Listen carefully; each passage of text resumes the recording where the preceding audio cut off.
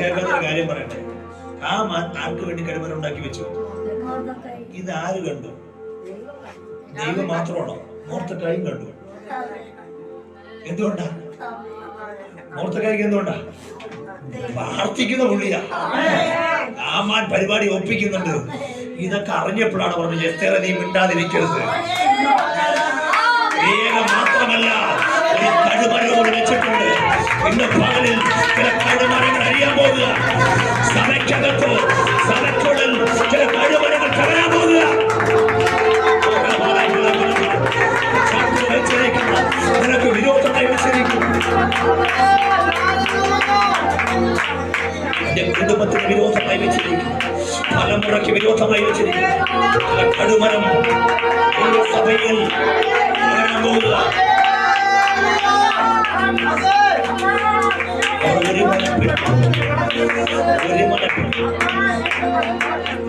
നമുക്കൊരു കാര്യം ചെയ്യാം. വിഷയങ്ങളൊക്കെ ഉണ്ടല്ലോ. ഹാമാൻ ഇങ്ങനെയൊക്കെ പ്രശ്നങ്ങൾ ഒപ്പിച്ചത് മോർദെഖായി അറിഞ്ഞപ്പോ എസ്തേറിനോട് പറഞ്ഞു, നീ മിണ്ടാൻ രാജ്ഞിയല്ലേ, നീ മിണ്ടാതിരിക്കുന്ന കാര്യങ്ങൾ. എസ്തേറിന്റെ അകത്ത് ഇതിപ്പോ രാജാവിനോട് പറഞ്ഞു. എസ്തേർ പ്രാർത്ഥിക്കുന്ന സഹോദരിയ. കാരണം എസ്തേറിന്റെ പുസ്തകത്തിൽ തന്നെ നമ്മൾ ചിന്തിക്കുമ്പോൾ ഭയങ്കര ആത്മസാന്നിധ്യമുള്ള പുസ്തകം. അപ്പൊ എസ്തേർ പറഞ്ഞൊറ്റ കാര്യമാണ്. എന്താ ചോദിച്ചാൽ, ദൈവത്തിന് മാത്രം പ്രവർത്തിക്കാൻ പറ്റും.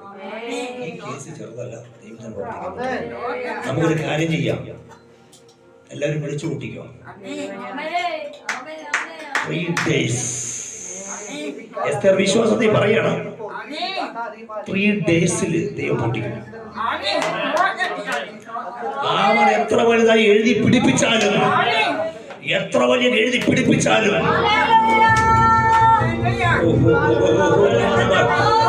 എന്റെ ദൈവത്തിന് നാമം ചലിച്ചാൽ, എന്റെ ദൈവത്തിന് നാമം ചലിച്ചാൽ,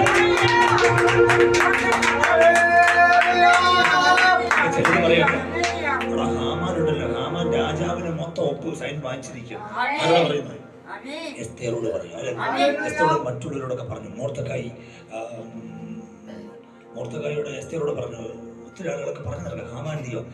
രാജാവ് ഭയങ്കരമായിട്ടുള്ള രേഖ എടുത്ത് ഒപ്പിട്ട് വെച്ചിരിക്കണം, മോതിരം വരെ വെച്ചിരിക്കണം. ഒന്നും ചെയ്യാൻ പറ്റത്തില്ല. യഹൂദന്റെ ഗതി അതോ പറ്റി. മോർദെഖായി ആയാലും എസ്തേർ എഴുന്നേറ്റ് പറയാം, രാജാവിന്റെ മോതിരം ചിലപ്പോൾ കൊടുത്തിട്ടുണ്ടാകും, ചിലപ്പോൾ സൈന് കൊടുത്തിട്ടുണ്ടാകും, ലെറ്റർപേഡ് കൊടുത്തിട്ടുണ്ടാകും. പക്ഷെ രാജാവിന്റെ ഹൃദയം എന്റെ ദൈവത്തിന്റെ കയ്യിലാണ്. രാജാവിന്റെ ഹൃദയം എന്റെ ദൈവത്തിന്റെ കൈകളിലാണ്. അവൻ നിർത്തോട് കണക്കിന് അവൻ